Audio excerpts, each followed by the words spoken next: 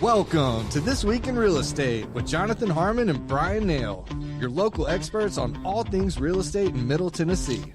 Listen in as they discuss the current state of the market, the latest trends, and have a little fun while doing it. We do want to say the opinions voiced on this podcast are for general information only and not intended to provide specific advice or recommendations for any individuals. All right, y'all, we're back with another week of This Week in Real Estate with Jonathan Harmon and Bryan Nale. Let's go, guys. How we feeling? Okay. Roses, man. Yeah. Roses. Special guest Cammy the Wonder Dog, by the way. Cammy's here. We don't have Yep. we got a camera there? No camera on Cammy. No. Well, she's trying out the new couch. She looks pretty comfortable. There's a really cute dog off camera right now. I think Trent's hooking the camera up, so we'll get Cammy on there. There we go. A Cammy cameo. No, yeah. Ooh. Oh, yeah. Would that be a cameo? A cameo. Yeah. I love her coat. The sweater. Is that a sweater? Yeah, she is. So, hey, Bryan. Jonathan. How are you? I'm Roses.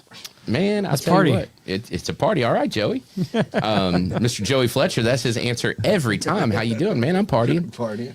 So love that guy. But anyway, I got to tell you, buddy, I am locked in for this Saturday. Hang on, before you get to this Saturday, Trent, are you switching the camera over? To you? No, not to me. Cammy? Nobody wants to see me. People want to see Cammy. Hey, Cammy. Here's Cammy. Hey. Here's Cammy. That's great. Look at the camera, Cammy.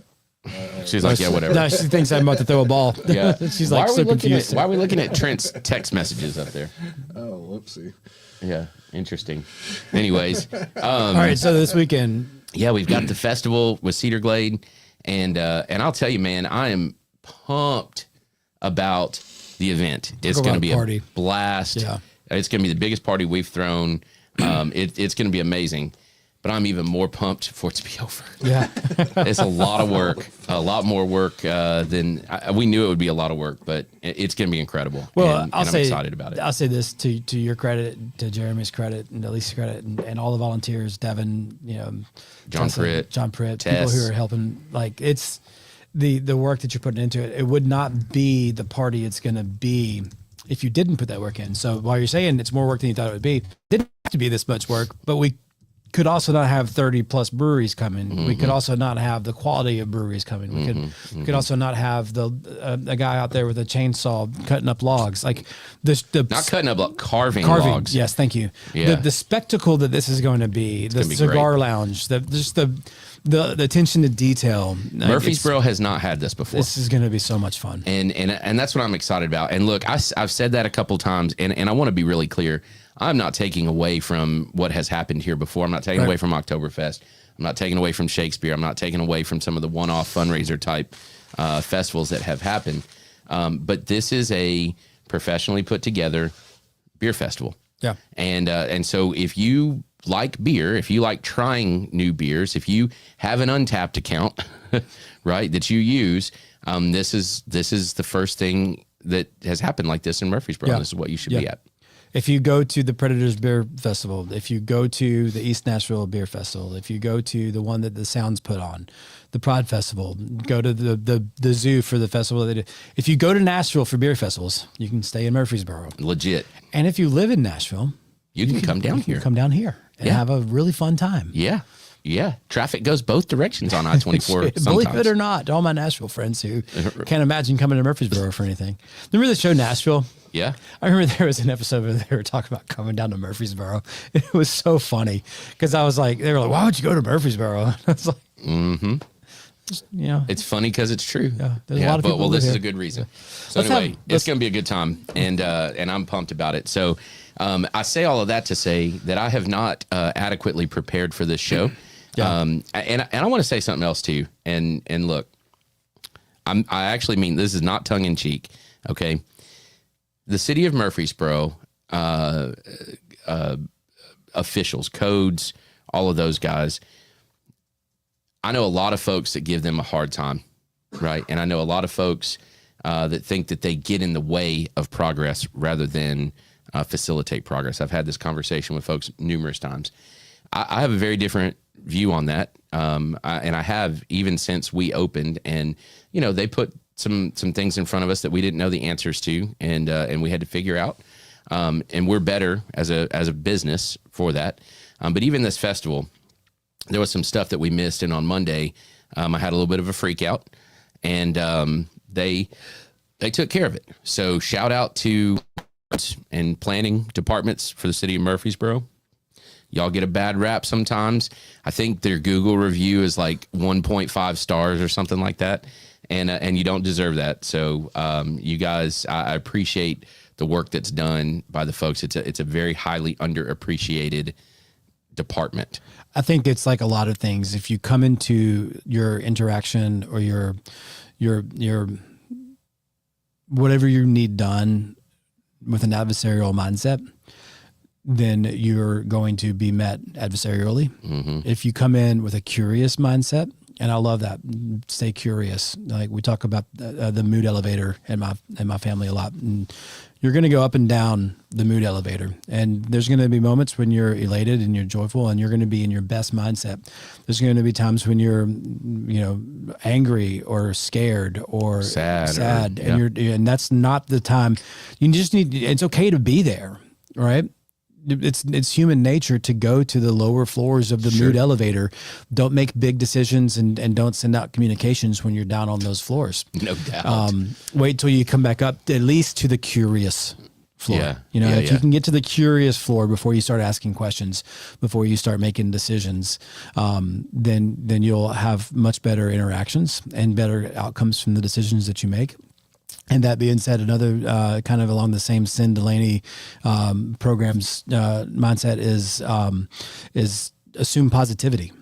And to me, assume positivity means I need to assume a positive disposition within myself, but I also need to assume that the person that I'm coming to is going to have a positive disposition. And so sometimes somebody might say something that maybe it's got a little tone to it, or maybe I don't quite understand their message.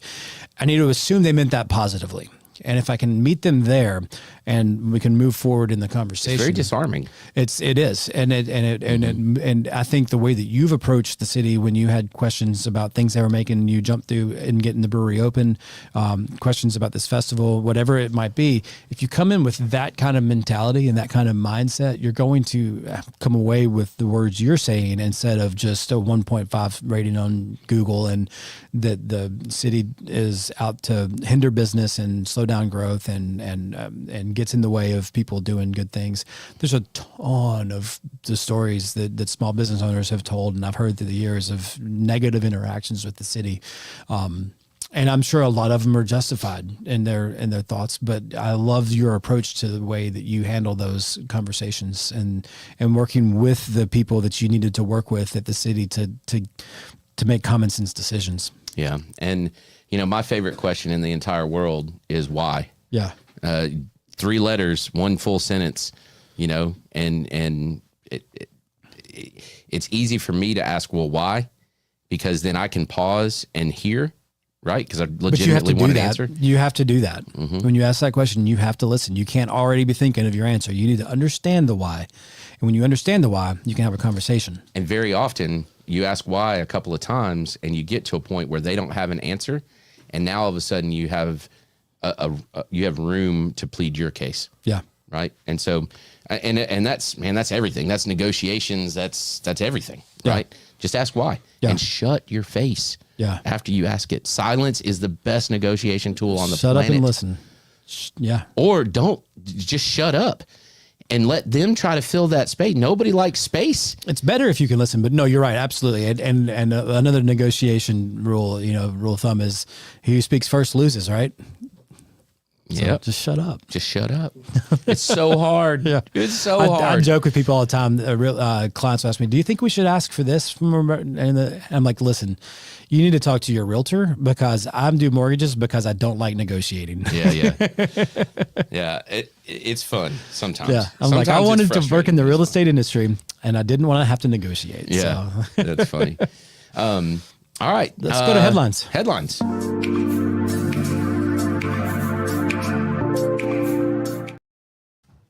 So Man, it's been the headline in the news lately about mortgage rates and the lows that we're experiencing right now. And so I think we'd be remiss if we didn't talk about that at some point in the show.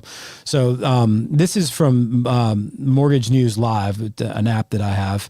And it's, and oh, where did it go? I almost lost it. I'm sorry, MBS Live. And so you guys get all the disclaimers, you know what I can and can't say about interest rates, but this says mortgage rates mostly holding long-term lows. It may not be as glamorous as being able to say mortgage rates are in the fives, but at 6%, today's Mortgage News Daily Rate Index is a mere 0.01% higher than yesterday's multi-year low. For all practical purposes, this means the average borrower will see almost exactly the same rates as yesterday. In many cases, the quotes will be exactly the same. So I think that's encouraging. Did it say 6 flat? Yeah, essentially. Yeah. Okay. And that being said, I mean, your FHA rates have been in the fives for quite some time now. Your 30-year fixed rate, and now remember that these are the rates that are put on the books, so that may include some discount points and then national averages. And so, one of the things I've learned through going through the Tennessee Mortgage Makers Futures Leaders program is when I didn't know this, I always knew we had to plug in the state where the house is being purchased as part of the pricing index, but that actually matters because different states have different regulations and different things that servicers have to pay attention to. So because of those rules and taxes and things like that, they will price loans differently across states. So Tennessee and Kentucky might not be the same, or exactly, whatever. Yeah, there could be little differences, and and so that's a national average. That's not a what you're going to get if you have great credit. That's literally a conglomerate of a ton of data. Sure, you're going to be around there. So, but what's encouraging here, and we've talked about this for a long time, is that we don't need to just touch 6% or touch 5.75. We need to stabilize. That's the key in that region. And I think we have done that at this point. We've been here now for 3 weeks, going on a month, of rates near these lows or around these lows. And if our average is, correct me if I'm wrong, but if our average is sitting at 6, then it's not unheard of, and it's not even all that hard to buy your rate into the absolutely, well into the fives. Absolutely, yeah. And now I'll say this: when we look at that, we look at where's the value. Is there value in points? Right. Of course, it's a very steep rise. Like you start to lose value in points really quickly. That's what I was going to ask you. So as rates go down and they hold at a lower level, whatever it is, right? Yeah. Whether it's from 7 to 6 or 6 to 5, whatever, it doesn't matter. But as rates come down and they hold at a lower price point, does the points to buy it even lower get more expensive or less expensive? I think that depends on the market and the way that bond holders and bond investors are making their predictions. So it could be different in different markets. Right now, we're seeing it's a pretty steep price. The lower you want to go, the more you're going to pay. Is that because it's already come down and stabilized, and they're like, we don't want to? I think so. They don't want to get. They don't want to have stuff that could be on their books. But if there's a bounce back up that's super low, to me, it would make sense to see the other way around. Because if you own a servicing portfolio, it would make sense to have lower rates. Because a lot of people think, they want all these threes to go away. No, they're liking the threes because they know those are stable. They know those are staying on the books. They're not going to get refinanced, or those houses are less likely to be sold. So the servicing industry has enjoyed those rates in the 3s and the 4s because they're pretty sticky. They don't have to worry about their book turning over. Yes, and so what's more valuable than a high yield or a high return is predictability. Absolutely. Because then they can price it, they can package it, they can, and it's going to stick around, and they don't have to do the work to. They're just like us. They like certainty. And so I think, and what I'm sensing right now is a very busy real estate market in the spring, as rates stabilize near these lows. I think there's even more people who are probably sitting back waiting for the Fed chair change, which is going to happen in May. And their mindset is that as soon as Trump gets his guy in, that rates are going to fall through the floor. I don't know that I buy that. I'm not buying that bet. I would think that if that does happen, honest, I hope not. Well, there's as a as just a guy who thinks, what the consequences of that might be, I'm with you. That to me leads to more price running away, buyers losing leverage as more enter the market.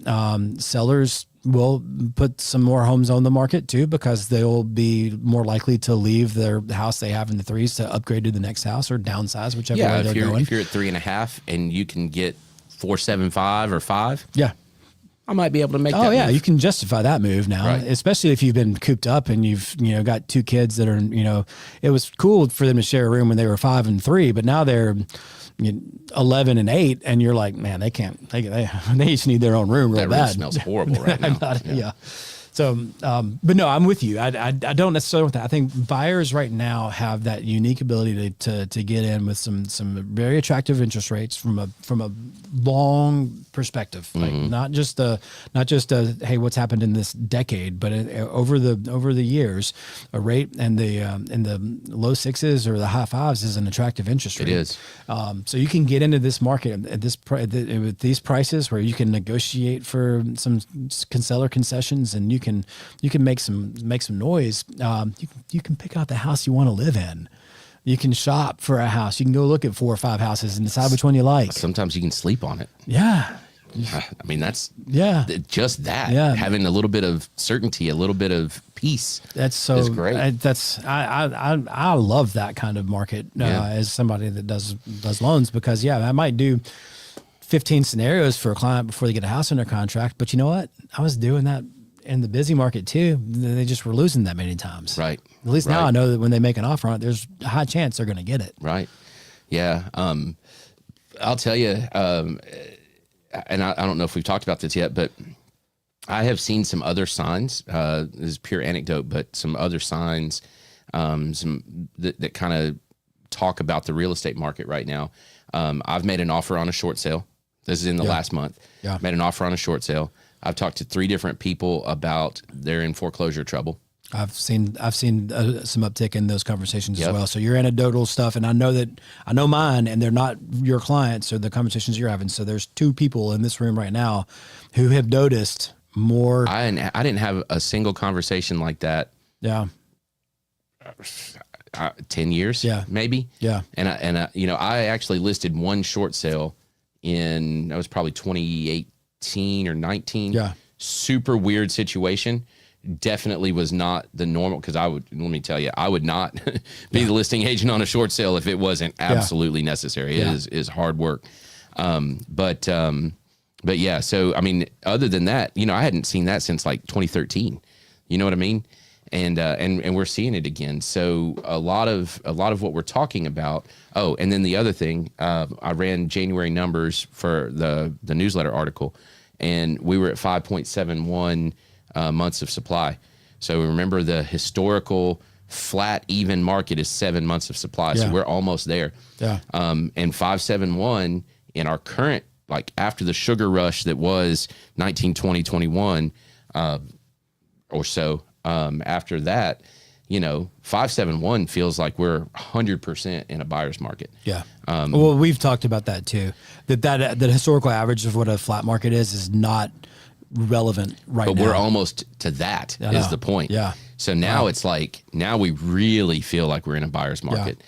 And we're getting closing costs. We're getting price reductions. But I'm seeing multiple offers too.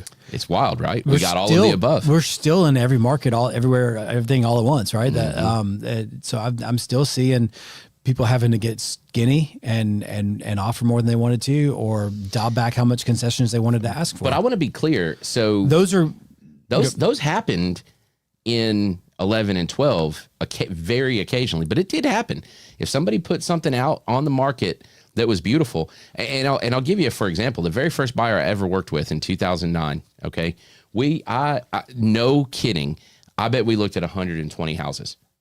I mean, we looked at houses for freaking ever, right? And all of them were turds. They just were. We looked at every HUD foreclosure. We looked at every VA foreclosure. We looked at everything, every short sale, and the vast majority of them were terrible. And in that price range, at that point, we're talking like $125,000, $150,000 houses, and maybe even sometimes less than that. If a house came on the market at 150K and it was stunning, right? It would have multiple offers sometimes. Yeah. It did happen. So I'll ask you a question. If you put a house on the market and the sellers listen to you, they price it where you want it priced. The first weekend you have 6 showings and you get 2 offers and you go under contract. What do you say to them if they come back to you and say, did we price this too low? No, we accomplished what we set out to accomplish. We priced it correctly. And also from experience, I have seen still the longer something sits, you do a price reduction, you do, all the things to try to get it right. What is the ideal length of time that it's on the market? The ideal length of time, if you've studied economics, you've got your equilibrium, right? So if we hit that price versus condition versus demand, and we get it sold right away, then we nailed it.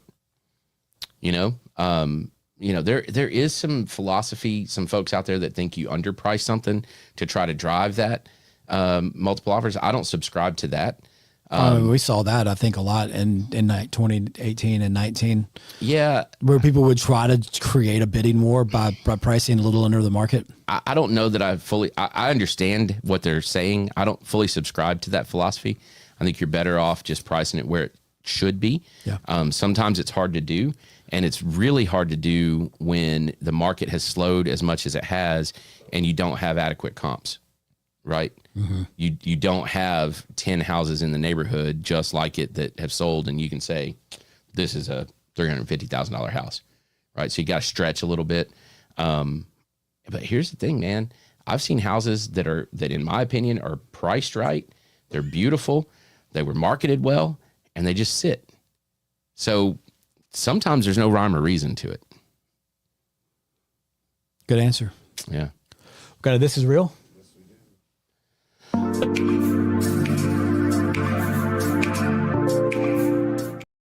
Oh, does he come with the house? Does the dude convey?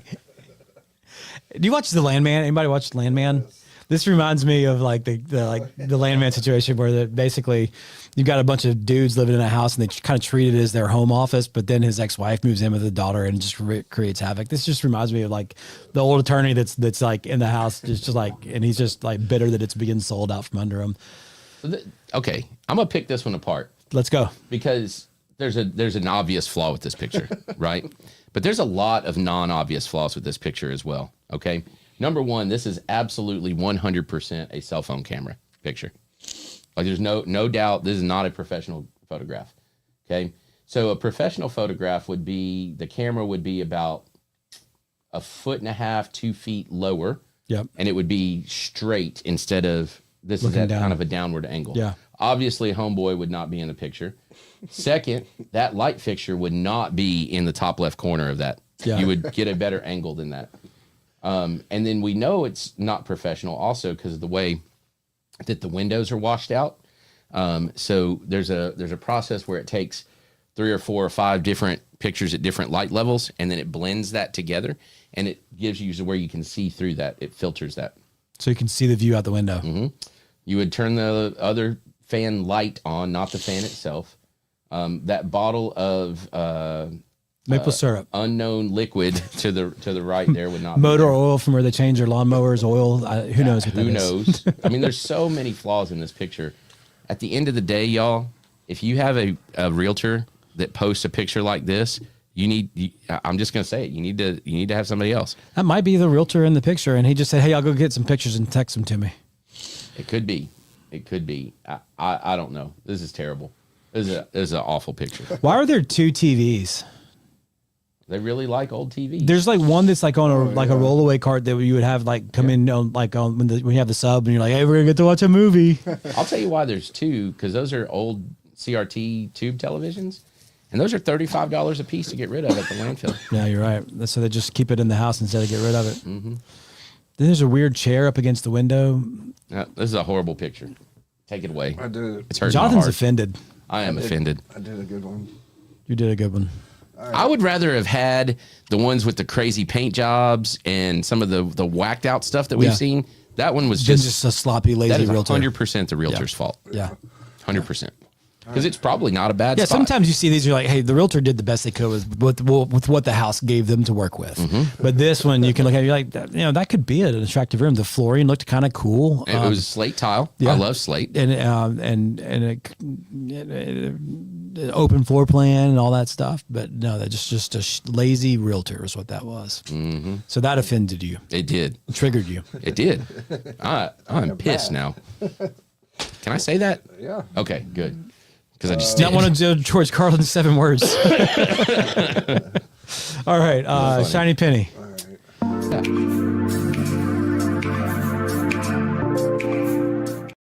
Card. Oh, let me think. Yes, I do. All right. Back to us. All right, I got a shiny penny. I'm excited for next week. So I've mentioned it a couple of times. I've actually missed an episode or two for being in Tennessee Mortgage Bankers Association's Futures Leaders Program. Next week, That's a mouthful, dude. it is Tennessee Mortgage Bankers Association Futures Leaders Program. Whew. Put that on my resume. Right? Put it on a name tag. So next week we have Day on the Hill, and I've seen people from different industries go to Day on the Hill and stuff like that. And I get to go next week. So Nice. Tuesday night, we have a legislative reception at the Fairlane Hotel. We'll be wined and dined, and we'll be acting, rubbing elbows with lobbyists from the mortgage industry and talking with some of our elected officials. And then the next day we get up early in the morning and go to the Capitol and just sit in some hearings, sit in some meetings, and just kind of observe our government at work. And I'm excited. Maybe I'm nerdy. Have you ever done one before? I've gone to the Capitol as part of Leadership Rutherford, but I've not actually been for like a Day on the Hill where you're there with like a little bit of a purpose. Yeah. I did one with the Brewers Guild. Right now, I am not on a conference call where they're kind of presenting to the people who are going what some talking points are and what some issues are, so people can kind of have an idea of what to expect and They'll give you a and note what card. to say. And I'm sure I can go back and watch a replay of this call or get some notes from some of my friends in the program. Yeah. But maybe I'm a little nerdy about it, but I'm a little excited about going and being a part of this. It's pretty fun and it's interesting, and it's really interesting to see the people that are the talking heads on the news in their element. Yeah. And you're a visitor to them. Most of them are pretty warm, and they're going to smile and shake your hand. Of course. But it's pretty neat. I did it with the Brewers Guild a few years ago, and I'm doing it again this year with them. And here's what I'll tell you. All the times that you've ever said, well, why don't they do something about this? Well, the answer to that is because whatever interest it is that wants to do something about that isn't talking loud enough. Yeah. So if you've ever said that, participate. How idealistic of you to say that, Jonathan. Could it also be that there's another side of the coin that doesn't want that to happen and might have more money than the side that wants this to happen? Sure. I mean, that's government. I these said say days. it louder. It's not necessarily with your voice. Yeah, that's a good, fair. That's fair. Yeah. Yeah. So money talks, Money talks. something walks, right? Yeah. Yeah. Bingo card. You want to do a bingo card? Got a bingo card? You get a graphic for that? All Trent, it's been I a got month, bingo man. card. Get us a bingo card graphic. All right. I got a bingo card. Let's hear your bingo card. I showed a VA foreclosure. Wow. Yeah. Didn't have that on your bingo card for 2026, did you? I did not. And let me just tell you, what was true in 2011 is true now. And look, I don't understand this, but it frequently, like I would say 90% accuracy on this, the VA foreclosures were in the worst shape. Really? And to me, it speaks to several things that I know now to be true, right? We talk about mental health. We talk about, some of the lack of assistance that happens, the lack of willingness to get assistance. I've talked about that with some of my VA friends on multiple occasions, and it showed. And this house was in horrible condition. Was it? And it sometimes you walk through a place, and I haven't done this in a long time. I did this past weekend, but you walk through and you go, man, people lived here. And then you look and you say, oh man, kids lived here. And it's like you just can't believe it. Yeah. You know? So that was my bingo card. Well, you know, I think in the bingo card segment, you never know what you're going to get. Sometimes it's going to be funny stories, and it's always going to have a little bit of humor to it because it's, hey, I didn't have this on my bingo card. And sometimes you get a sobering kind of It's bad, y'all. anecdote like that. Listen, if you've got friends that are veterans,